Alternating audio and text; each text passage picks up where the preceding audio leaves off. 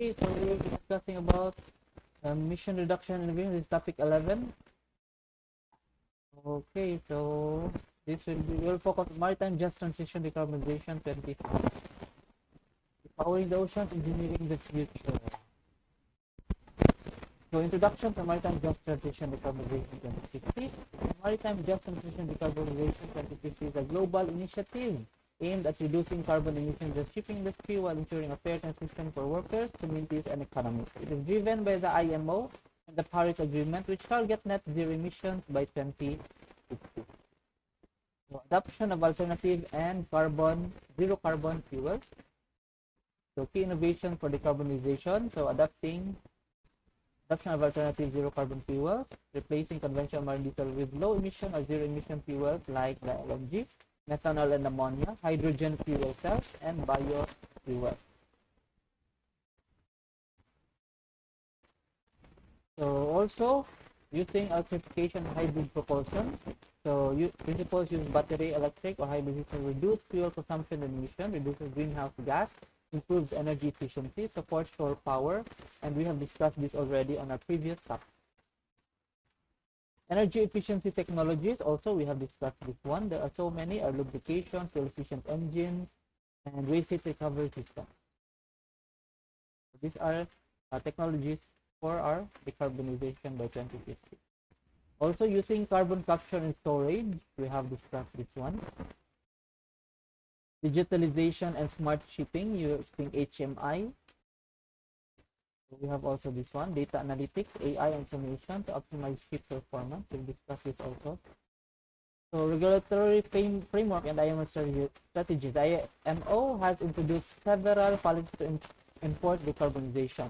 It has EEXI, Energy Efficiency Existing Ship Index, ensures ships meet baseline fuel efficiency standards. We have Carbon Intensity Indicator, CII, requires ships to reduce CO2 emissions annually. And MARPOL Annex 6 imposes strict NOx and SOx limits, emission control areas, mandates use of low sulfur fuels in designated zones. So by 2050, the IMO aims for net zero greenhouse gas emissions from international shipping, 80 to 90% reduction in fossil fuel use, and industry-wide adoption of zero carbon technology.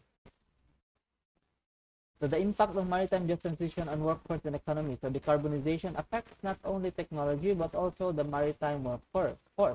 The just transition framework ensures that seafarers and industry workers adapt to new technologies without job losses or economic instability. So what they are focusing is training and upskilling. So upskilling. Seafarers must learn new fuel handling techniques and digital ship management.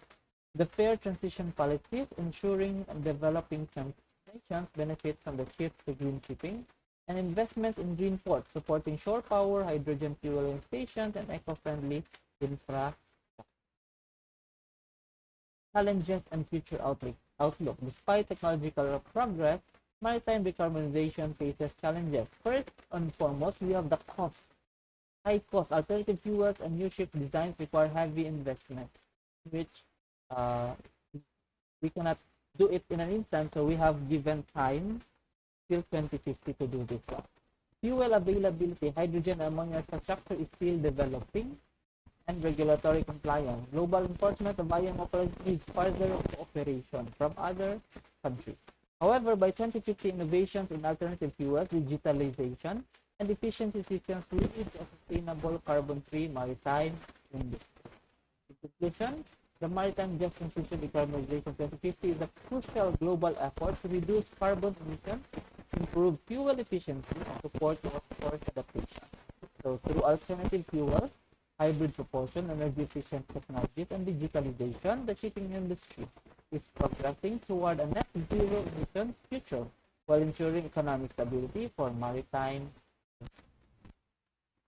Thank you, and I hope you have learned something. This is just a summary or the conclusion of all the topics that we discussed about emission innovation. So I hope you learned something, and thank you very much for your time. See you, and God bless.